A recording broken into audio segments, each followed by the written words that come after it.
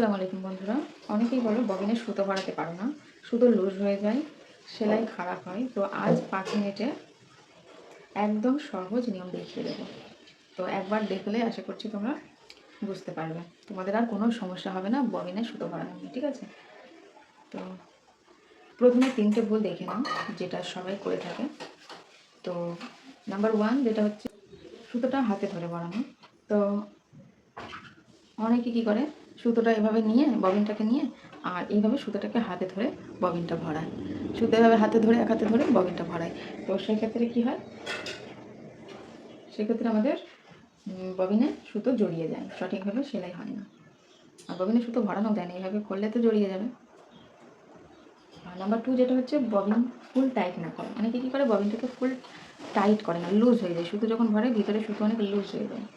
তো সেক্ষেত্রেও আমাদের সুতো জড়িয়ে যায় আর সেলাইটা খারাপ হয়ে যায়। আর নাম্বার 3 সেটা হলো সুতোটা ঠিক জায়গায় না লাগানো।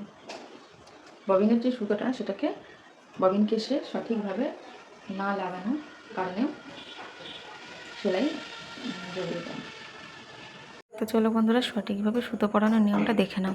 এই আংটাতে সুতোটা কীভাবে রেখে দিলে, দেওয়ার পর সুতোর মুখটাকে নেবে, সুতোর যে মুখটাতে সেটাকে নেবে, নেওয়ার পর ববিনটাতে এইভাবে 2 থেকে 3টে প্যাঁচ দিয়ে নেবে। এরকমভাবে 2 থেকে 3 বার পেঁচিয়ে নেবে। নেওয়ার পর এরকম একটা লোহা নিলে, নেওয়ার পর এইটার যে ছিদ্র আছে ছিদ্রটার ভিতরে লোহাটাকে ঢুকিয়ে দিলে, দেওয়ার পর সুতোটাকে ঠিক হাতের এরকমভাবে রাখবে। খুব এরকম লুজ করবে না, অনেকে কী করে এরকম লুজ রাখে সুতোটা এখানটায় রেখে এরকম লুজ রাখে, সেক্ষেত্রে সুতো সঠিকভাবে ভরা হবে না। তো সুতোটা কীরকম রাখবে, খুব টাইটও করবে না, খুব টাইট করে যদি জোরে চেপে ধরো তাহলে সুতোটা ঘুরবে না। নর্মাল হালকা টাইট এইভাবে রাখবে। রাখার পর সুতোটা একটা রেখে চাকাটাকে তোমার দিকে ঘোরাবে। চাকাটা কীভাবে, মেশিনের এই চাকাটা তোমার দিকে ঘোরাবে আর সুতোটার ববিনটাকে ঠিক চাকার এই জায়গাতে রাখবে। রাখার পর দেখো আমি যেভাবে করছি, মানে আমার হাতের দিকে লক্ষ্য করো, সুতোটা যে হাতে আছে, তো আমার এই সুতোটা কিন্তু এরকম লুজ নেই।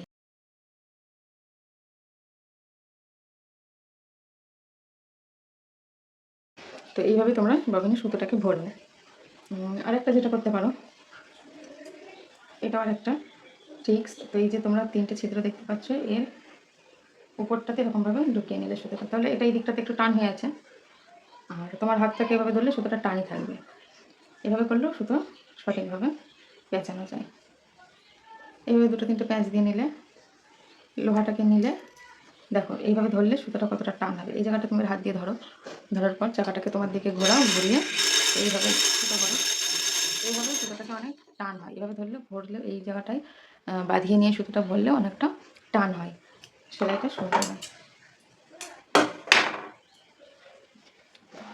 এবার চলো ববিন কেসে পরিয়ে দেখাই। এটাকে বলা হয় কেস, এটার মধ্যে ববিনটা দিতে হয়। তো অনেকে কী করো, এই যে সুতোটা আছে দেখতে পাচ্ছ, এইভাবে অনেকে কী করো, আর এখানে যে একটা দেখো কাটা আছে এই জায়গাটায়, কেসের এই জায়গাটা একটা কাটা আছে। তো এই কাটাটা দিয়ে এইভাবে ববিনটাকে এর মধ্যে সেট করলে, কাটাটা এই যে এই কাটাটাই সুতোটা দিলে এইভাবে এখান দিয়ে দিলে, দেখো ববিনটার ভিতরে এই যে ঘুরছে, সোজাভাবে ঘুরছে, দেখতে পাচ্ছ, সোজাসুজিভাবে ঘুরছে, তার মানে জানবে এটা সঠিকভাবে লাগানো হয়েছে। তো আরেকবার দেখে নাও, এইভাবে তোমরা বসাবে, কেসটাকে নেবে, ববিনটাকে নেবে, ববিনের এই যে সুতোটা এইভাবে রাখলে, রাখার পর এই দেখো ইজিলি এর মধ্যে ঢুকে যাচ্ছে, ইজিলি এখান দিয়ে এই ঢুকে নেবে। এবার দেখো ববিনটা কত স্পিডে ঘুরছে, তার মানে আমাদের ববিনটা সঠিকভাবে লাগানো হয়েছে। ঠিক আছে? তো বন্ধুরা, এই ছিল আজকের ভিডিও। আশা করছি ভিডিওটি দেখে তোমরা একটু হলেও কিছু শিখতে পেরেছো। তো ভিডিওটি যদি তোমাদের ভালো লেগে থাকে অবশ্যই একটি লাইক, একটি কমেন্ট করো এবং বন্ধুদের সাথে শেয়ার করে দিও। আর আমার চ্যানেলটিকে সাবস্ক্রাইব করে রেখো, সাবস্ক্রাইব করে বেল বাটনটি প্রেস করে দিও। তো দেখা হচ্ছে পরের ভিডিওতে। সবাই সুস্থ থেকো, ভালো থেকো, টাটা।